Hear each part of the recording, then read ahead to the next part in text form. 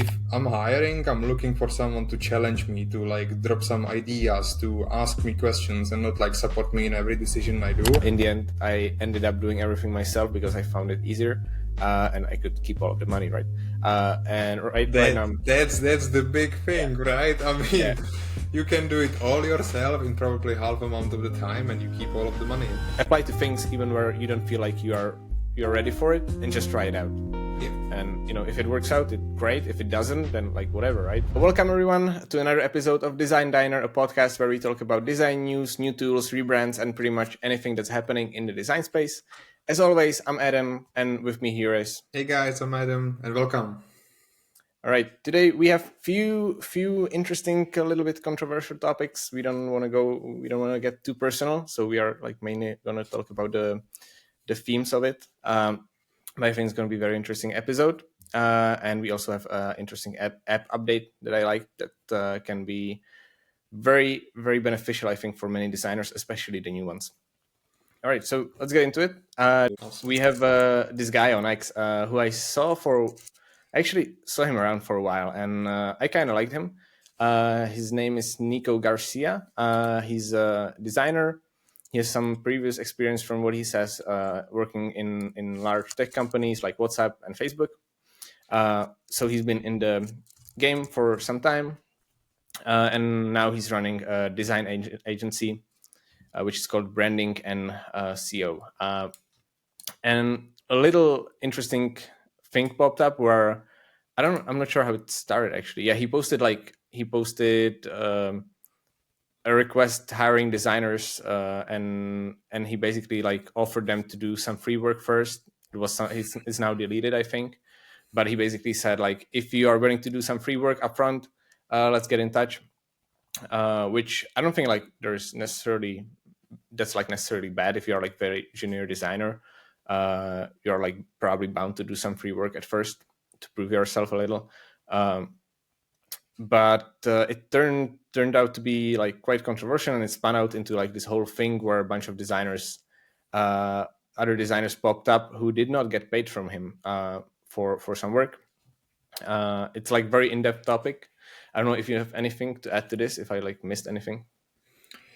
Yeah, well, basically that, you've summed it up pretty well. I would just want to add that, a lot of people emerged like with proofs of, messages and internal conversations. And yeah, this guy's basically boasts like he's making $100,000 and all of this stuff, and then has a problem to pay $300 for a website for a designer. So yeah. Um, I don't really want to go like too deep into this. First of all, it's negative energy, and second of all, it's probably not worth our time, anyways.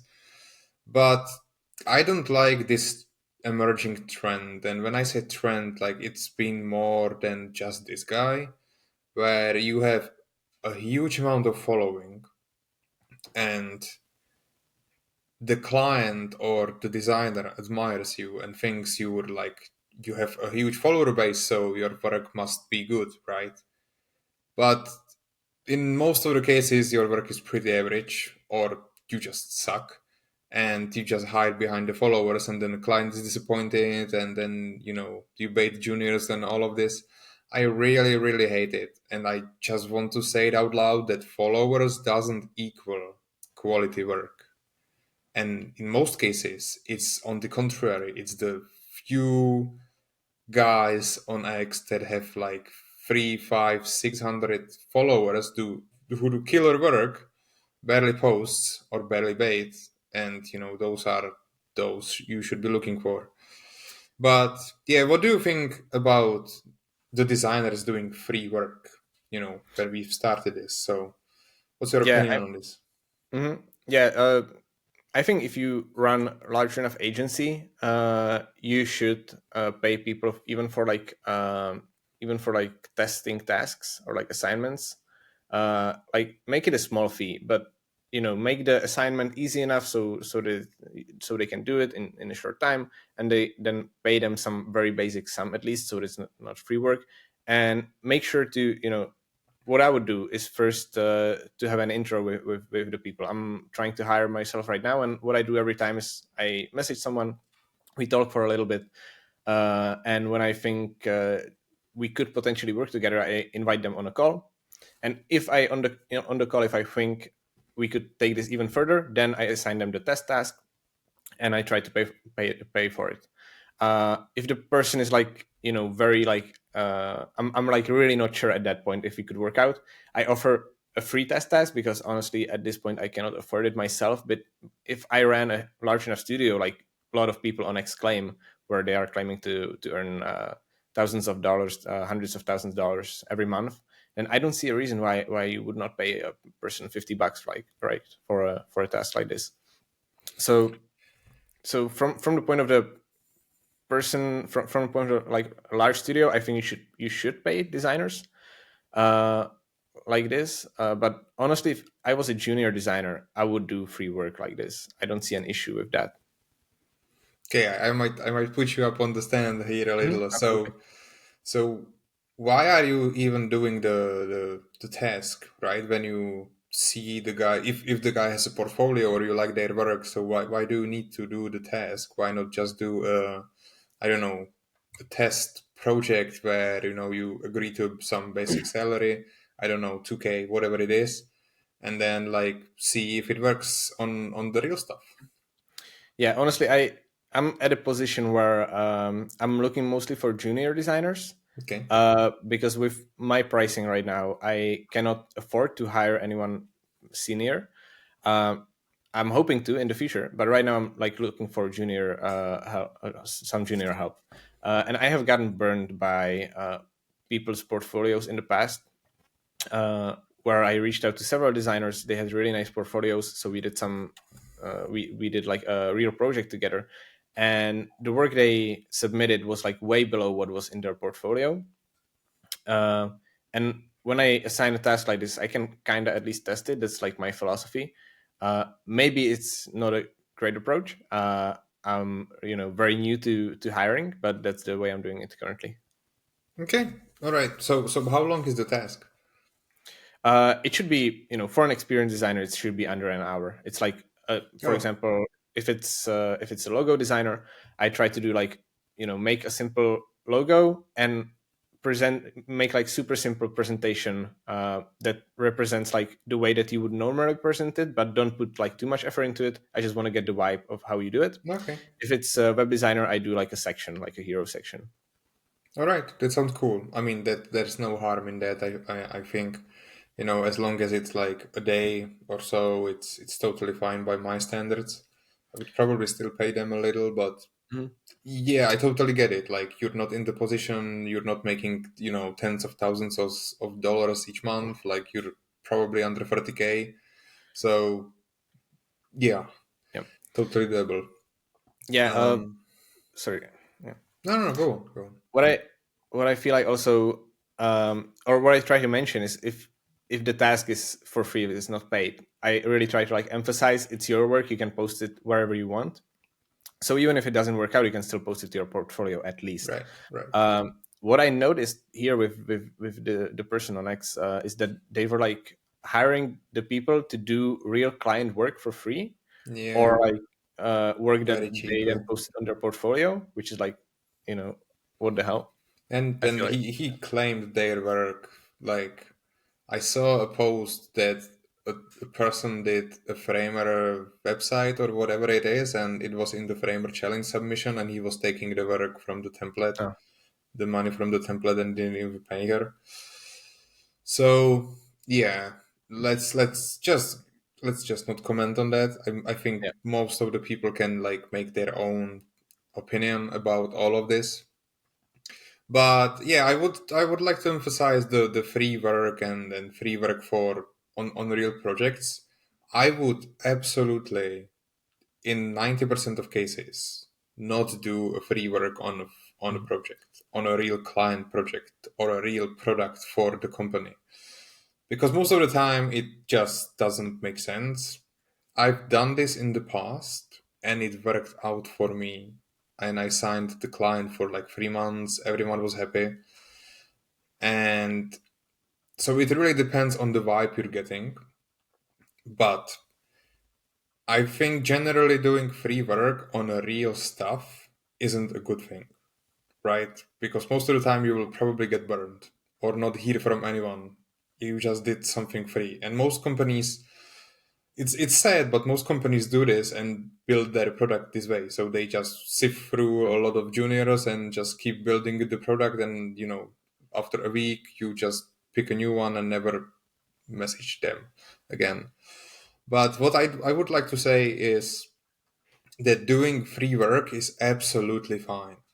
Doing free work for you, for yourself, posting it out, showing off what you can do, mimicking, or like if you have a favorite company you want to work at, doing free work in their style, just showing off, and so you can then get a hold of them and say, hey, I'm doing this style of work, it really fits, maybe we could collab or that.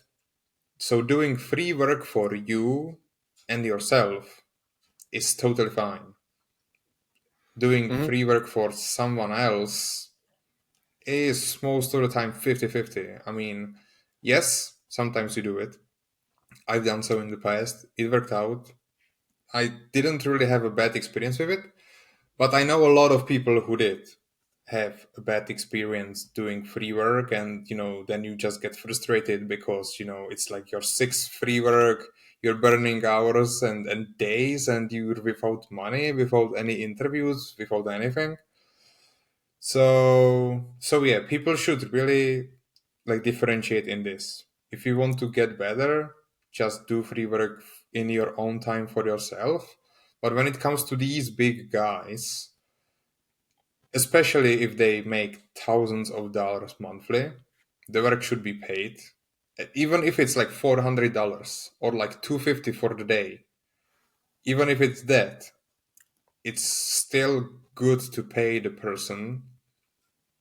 And then you kind of get their attitude, like they are legit, they don't have a problem to pay you. It's not really about the money, it's about they value time and all of this kind of stuff, instead of letting you do like 10 days worth of design and coding for like $250. Like, just don't. Do you have any advice for example, if you are when you're trying to land a client, or perhaps you are trying to upsell them into something that they're not sure about? Have you ever done any free work in that space? And if yeah, Yeah, do you have yeah, like any totally. advice on how to handle that? Totally, I've done. I did that. There were like two instances I really vividly remember. First one was when I was applying to STRV in here in Czech Republic. It's one of the biggest design agencies in here, probably one of the best in the Czech Republic as well. And I've done free work, 4 days of it, I think, and I've really showed off. I mean, I've done 3D motion and a product from the ground up. In the end, I didn't get into it. It partially my fault because I was like showing off way too much and like then didn't really going into the whole UX and logic stuff. But partially because the team sort of broke. The design team leader got replaced and they had to figure out all of the internal stuff. And, it's not really good training a junior when your team is just disassembled.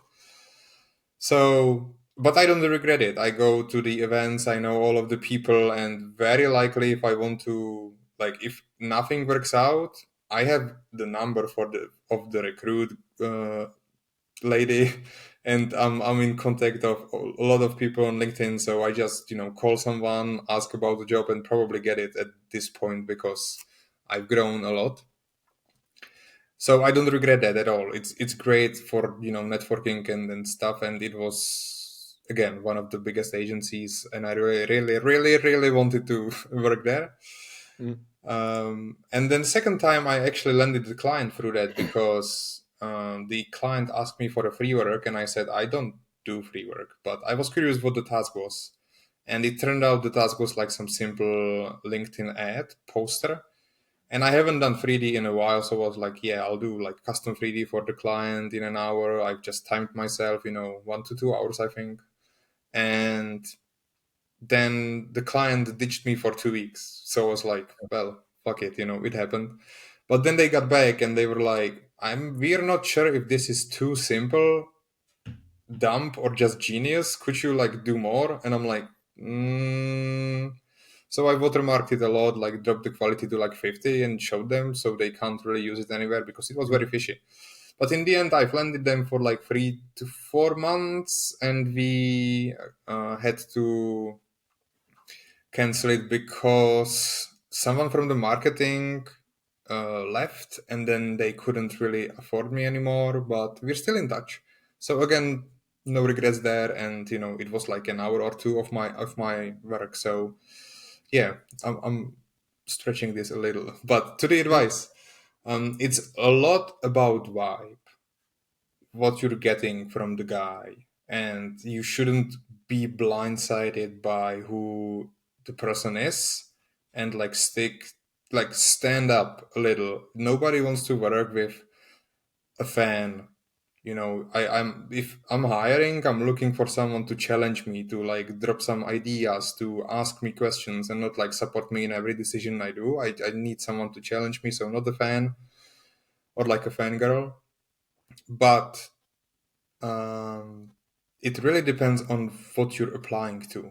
Like, if you are applying to a certain company, or you want to work at a certain company, let's say, I don't know, Obis agency, or some of the huge agencies out there, Locomotive, or these well-known things, you pick what they do in their style, and you do a shit ton of it.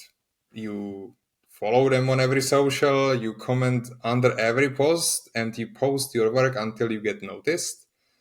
Or even post, send them your stuff, and say, hey, I'll be happy to collab. I've done this to Obis, actually.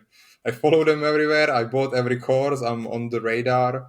And I've sent them my portfolio, like my portfolio work. And I said, hey, I appreciate your time. I love your courses. And I'd love to collab in the future. So if you have time, just, see the work. If not, I still appreciate it, and see ya. And then they got back to me, and we exchanged like 1 or 2 emails, and I'm just staying up there. If maybe something happens in the future, or, it's just about talking to people. So yeah, it's more about who it is for and how to tailor it for them, rather than doing it for free.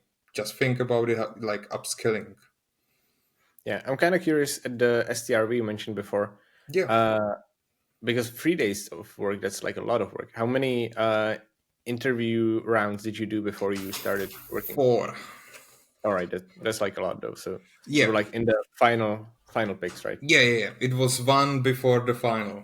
I think it's total 4 or 5 rounds. Maybe they've changed it. I don't know. But first one is just, get a vibe check. Second one was like salary. What do you do? What are you like? What do you think about us? And like, why do you want to work with us? And all these kind of basic questions. Third one is the task. And then fourth one is the, if you pass, it's a meetup in Prague.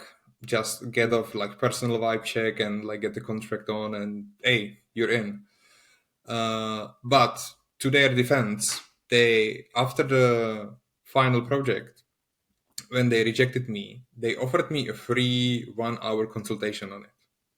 So they said, hey, come back to our office in Brno. Our design lead will take you, prepare your questions if you want to, and we will go through the project, what you can do better, why we didn't like hire you, and what you did bad, what you did good, and all this kind of stuff. So I got a lot of insights from it, like way more than my time at that time, because I was like starting out. I was really at junior level.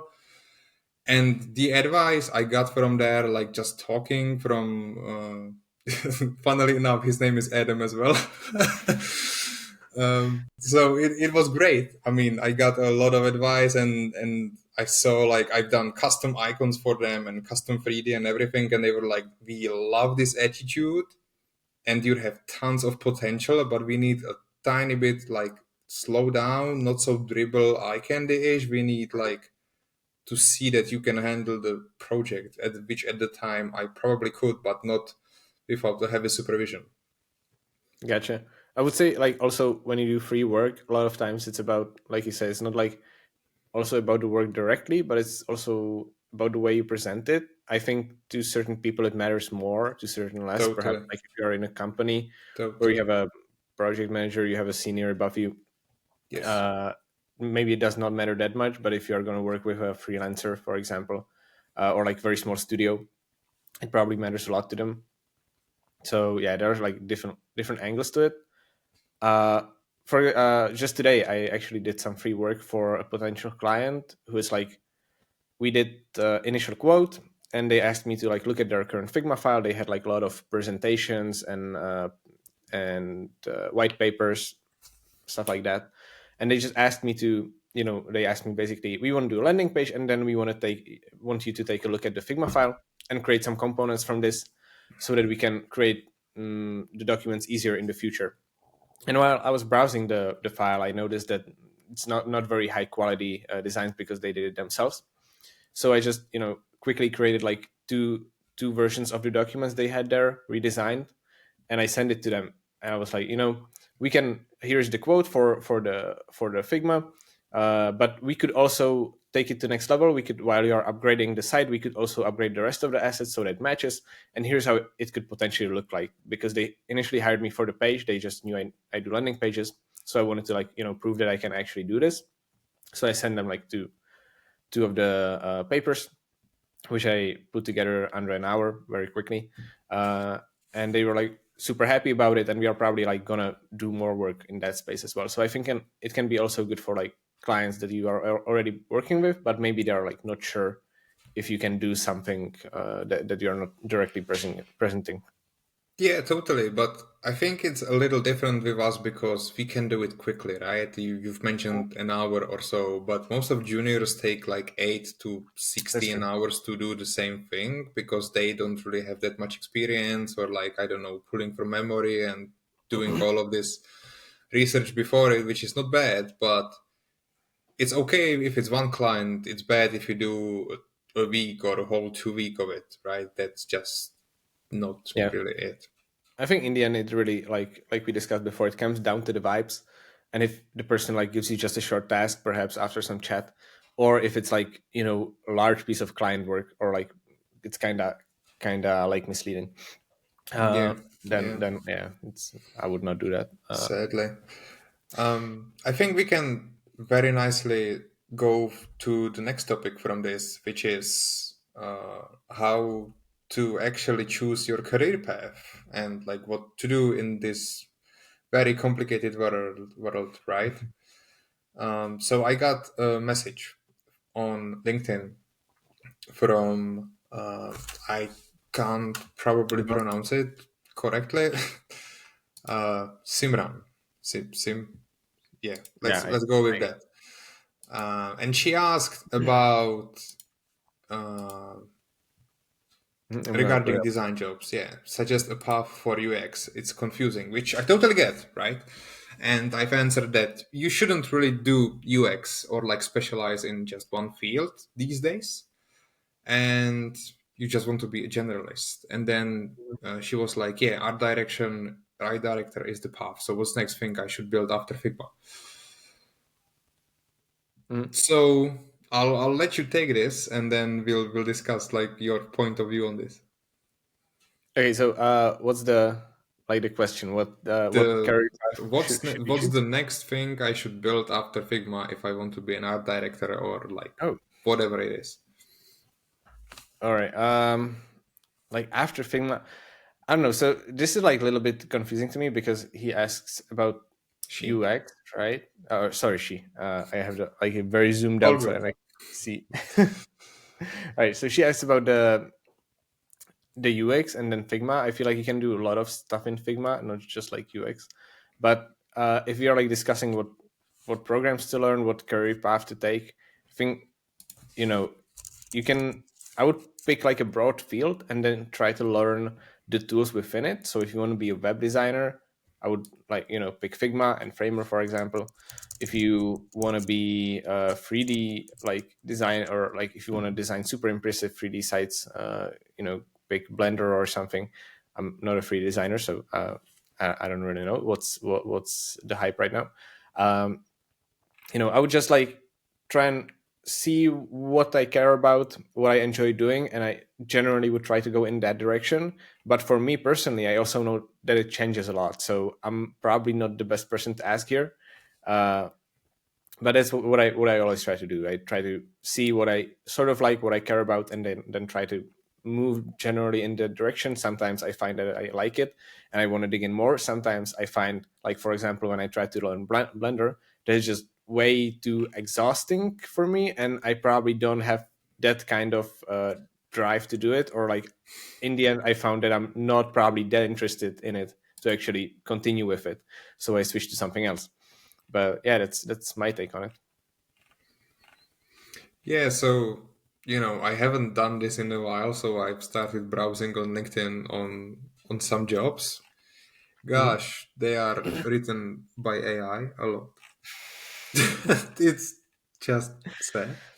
Okay, um, but as you said, this is very hard question, right? It's very broad, very hard. So what I would do is, if you want to be an art director, just go and look for art director job applications. See what they want from you. See if you already have those skills or have that kind of particular work in your portfolio, and then go from there, right? So you get the gist of what people are asking, because these days people are asking some ridiculous stuff. But that goes for pretty much any role or job out there. If you want to be a 3D artist, if you want to be, I don't know, UX writer, you can be a UX writer these days. That's a good specialty, but let's please be a little more broad and generalistic these days, because AI can do a lot, sadly, and people use AI a lot. So what I would suggest is go look for the career path you want. If you're not sure, then just look for the junior jobs and see what people are looking for. And then go from there. Don't be fixated on a tool. I design in Sketch. I've designed in Penpot. I've designed in Figma. And I'm sure there are people who designed in Photoshop. I mean, websites in the early Yeah. 2000s. So it's just about the tool. Most of them work the same. So don't get fixated on it, but focus more on the soft skills. Mm. The drive. And I always say this when I was hiring, which I'm not anymore. I'm just doing everything myself. I just gave up. But when I was hiring, I much preferred someone who had the drive and like dedication and mediocre design over someone who's awesome at design but lazy. Mm. Because you Yeah, can teach design, you can't teach dedication and the stuff that's. yeah, absolutely. I think that's like kind of the pattern for me too. When I was hiring at the start of the year, for the first time, I was more paying attention to the designs. But keep in mind, my budget was still low, so I was paying more attention to the designs rather than the communication. It did not really turn out too well. In the end, I ended up doing everything myself because I found it easier, and I could keep all of the money, right? And right now, That's the big yeah, thing, right? I yeah, mean, you can do it all yourself in probably half amount of the time, and you keep all of the money, so it's less stress, sadly. But it has a yeah, cap. It has advantages and disadvantages. yeah, exactly. So right now, I'm basically like in a place where I feel like it's just too much work, and I would like to, take on more and maybe try to like not only do design but like head in a different direction, learn some, learn, talking to clients better, acquiring clients better, focus on that as well. So that's why I'm like trying to hire someone. But like I said, right now I'm going more for like, for the vibe, like how well can you communicate, if you are interested in what you are doing, if you are willing to learn stuff like that. uh, and yeah, for the career path, I honestly when you talked about looking at job positions, it did not like even pop into my mind. When I was looking for a job at a company before I've gone freelance, I absolutely like looked at that. I was looking at different jobs, and way back in high school, I think, when I was deciding uh, what coding framework to learn, we with friends, we were like going through the jobs and looking at what was popular, what was not. In the end, I just learned what was popular at that time, and turned out to be a good thing. um, so yeah, if you're looking at a job, I think it's very useful to just look at the open positions, because you are like very limited by your area, seniority, stuff like that. If you are a freelancer, you can pretty much do anything, but it's also like a lot harder, right? I can like pick any direction I want to go to, and there are clients out there for pretty much anything, but you need to, get to them and work hard to get them, especially at the start. Yep. Yeah, well said. Yeah, I don't know. The career direction is very like difficult topic.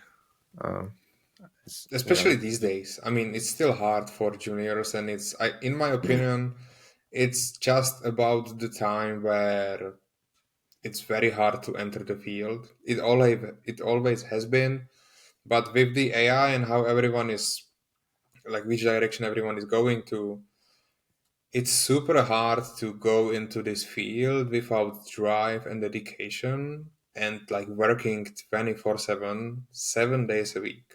I've done that. I've grinded that. I still sort of do, but I get a little me time. But many people don't realize that you have to grind it a lot. Even like people say you don't really have to. You do. Yeah, I don't have holidays. I don't have weekends now, thankfully, but at the start didn't really have. So, you know, it is what it is. It's what you want in your career. And right now, I'm more about looking at like part time at studios rather than clients, because it just allows me to focus on other things and like building a startup or something. But at the start, it was super hard, looking for clients, networking, posting daily, proving that you can do it, and then keeping up with the market and what's trendy, right? Learning new tools, like learn vibe coding, learn this, that. Today's it's motion, which is just a pain in the ass, but I do have to learn it. So, and for a junior entering the field, it's so overwhelming because it's all outdated. People think, yeah, I'll specialize in UX and I'll be good. The truth is, nobody really wants that. I mean, yes, some big companies or like some companies in here in Brno and in Czech Republic, I know that are still wanting just purely UX roles, but it's like 5% of the companies out there. I mean, these days you really need to offer a wide range. Most designers these days code. I mean, they are beasts. Like I've seen the 17 and 19 and 21 years old or whatever. They like, I won an Apple award and like I'm applying with startup that I've, coded myself and designed and then all of this and here's a free JS stuff and I'm like, what are they feeding them? I mean, it's just crazy. So you have to be crazy to compete as well. yeah, I think that's like we are very skewed though by being online, and being very active online, because there's millions of people, and you see those two that actually made it, but on the background is like a lot of people Yeah, who did yeah. not, and like there is space for them as well, of course, but just I think you need to like sort of know where you're at, and how much effort you are willing to put in, and if you are not willing to put in any effort, then probably the way is to get hired in some big corporate company. But on the other hand, your job is going to be way less fun, right? Or I mean, if you enjoy your job and you want to try new things, then they probably won't like really let you at that company. It won't encourage you to grow and learn different tools. And like, yeah, the tools are, even without AI, tools have gotten a lot better. Apps have gotten a lot better, and they allow you to do so much more. And they are often easier to learn. There is so much content online to learn from. So you can really do a lot of things. And when I was applying to programming positions, like exactly the same there, right? You open up a junior position and you have like 20 items, a list of 20 items, which are like requirements for what you should know and which libraries you should know how to use. But in a lot of cases, what you end up finding out is that, even though the companies put it in the job listing, in the end they don't really like expect you to know it. They will ask about it, but they don't expect you to know everything. They expect you to know like the first five or something that's like really important to them, and then the rest, at least in my experience, was, they're like, it's nice, it's more like nice to haves. And if you can actually prove that you are like willing to learn it, that you are interested, they will hire you anyway, likely. That, at least that's like the way it was for me. So I always like when younger people I know asked me like about applying to some job positions, I just told them, apply to things even where you don't feel like you're ready for it, and just try it out. Yeah. And if it works out, it great. If it doesn't, then like whatever, right? You took 5-10 minutes to write a personalized application, and that's it. Yeah, totally. That's a good advice. Like I know a lot of people dismissing positions just because they feel like, I'm not, mid or whatever. Hmm. I'm just like give it a shot. Who knows? The worst thing scenario is probably that you didn't do it. So yeah. Yeah, exactly. Would you say there's like a lot of design positions right now open? Because honestly, I don't know at all how it's I looking think there. there's still a ton of them. The problem is that there's a lot of senior designers applying to junior positions Mm-hmm. because Oh, the market is just, still, I think it's recovering pretty nicely, but after the COVID and like all of the layoffs and all of this stuff, people went freelance and people prefer freelance these days over like working at the company. So yes, there are like still a lot of company jobs. So you're either a junior who can't really get in because of, the competition, or you're a freelancer who can't get in because the people are looking for a full time and not part time. So I've mm-hmm. had this experience like many times. Like there was a startup, great stuff. I just wanted in, and it was either like a full time or like move to USA or whatever. We're not really looking for part time, and I'm like, I'm good, man. I'm I would be like glad for like 6 months part time. Let's try this out, and then I can move. Whatever, if it all works out. Like otherwise, it's just big risk. But yeah, many companies, startups, and all of these are looking for full time and not part time. So it opens up a lot of jobs for juniors. Mm-hmm. I think that's like also where the concept of free work comes in, right? If you're a junior who is trying to apply somewhere, anywhere, or I would not say anywhere, because if you are willing to work at some big corporate company, they often have like programs where they even like take you in during the school for I'm not sure what it's called in English, um, like basically less than part time work, right? Um, Internship, yeah, for an Yeah. internship, and you work there for quite a long time, and then perhaps they will tell you, like one of my friends who works at a bank now as a programmer, he worked there during the school for a year for a fairly low amount of money, for low pay, but he was guaranteed the job after a year working there. So that's one way that you can get in. But if you're like willing to, if you want to work perhaps in some exciting, interesting startup or agency, you probably need to like impress them, do some free work. Yeah. Yeah. Sadly. Right. Uh, I think last topic I just want to quickly check out, so that we have some news as well. Is that one of my favorite apps, Mobin, has got an update. They recently revamped, or recently, I think a few months ago, um, they revamped their product. Mobin, to give some context, is basically a site that aggregates a lot of real websites and apps and all of their screens, and lets you browse them categorized, or like they let you do even an AI search. So if you want to see for example, if you are making a very specific onboarding and you want to check out how someone else did it, you can just go to that site, search up onboarding, and search for something that is similar to yours, and get inspired from that. Or I mean, it's very useful for things where you're not sure how to do it. and you don't want to like reinvent the wheel, so you just find something that's already like proven.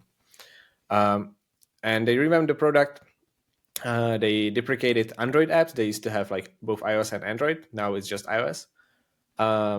And instead they added websites. So now you can browse landing pages, stuff like that. And now they even added animations, which I thought was pretty interesting. I'm going to try and screen share it. So I think that kind of like proves that animation is like still more and more important, right?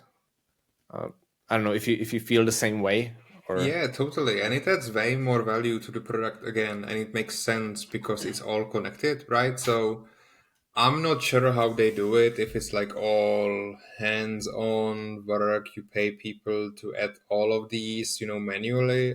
I'm sure they've done it at the start, and I think they even said so. Not sure how they do it now. Probably the same way. I Or think like, so because it's very very well categorized, and yeah. they really like. I think it has to be done manually, to be honest. So, yeah, I mean, this is awesome, right? I don't personally use Mobin that much. I don't have the subscription. Maybe I should. But yeah, I don't really have anything to say. It's a great product, adding some great stuff that makes sense. Awesome. Yeah, I think at your stage maybe you don't need it. Like, of course, it's very useful to like look at specific apps Yeah. and or products and see how they did things.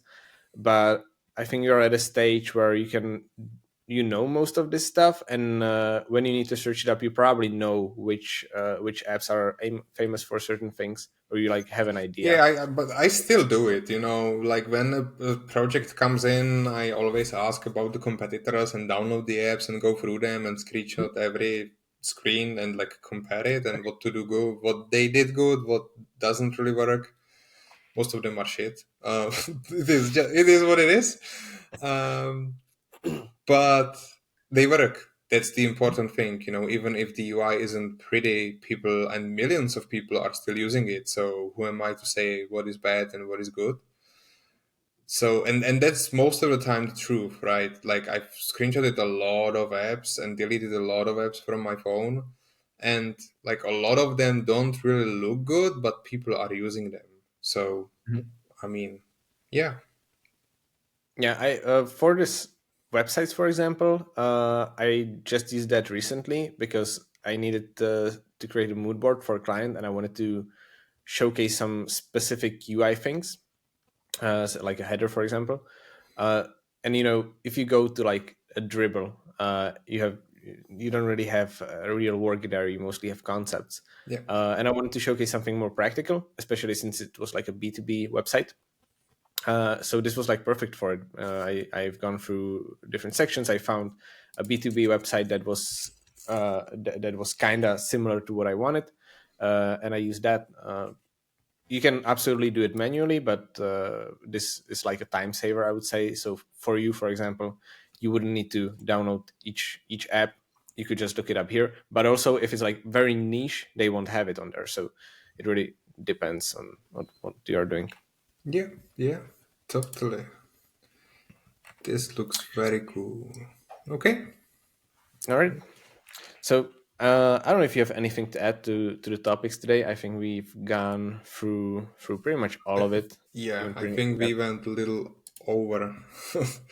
It was pretty deep. I think these topics like AI and the free work and all of this is very fairly deep, and you can talk about it for hours and get really deep and like meaningful stuff for juniors. You can probably do like few episodes about it, like just dedicated episode to like how juniors could approach the job market, what's hot, and do all of this research. So yeah, even though we go a little deeper, it's still very uncovered, and it's like the general roadmap, but it's very specific. And I think this episode is very, very nicely tied together from don't get scammed and just stand behind yourself through search jobs and, adapt to pay Mobin if you're a junior and study it. Really. No, Yeah. it's awesome, awesome stuff. And it's real product stuff, which matters, right? As you said, it's real work that's out there and it works. So you can grow even faster by just spending, I don't know what it is, 10 or 15 per month. Yeah, Whatever I it think it's is. quite expensive, but I also have a student discount, which is 50% off. So that's very nice. I mean, I appreciate that. All right. this isn't sponsored by Mobin, but it could be. Yeah, that's true. I'm gonna clip it and so send it over to them. Okay, awesome. All right, so we hope you liked this podcast. We're hoping to see you again next time. If you liked it, drop a like and subscribe to see us make more of these videos. We'll see you next time. Bye. Thank you for your time. See ya.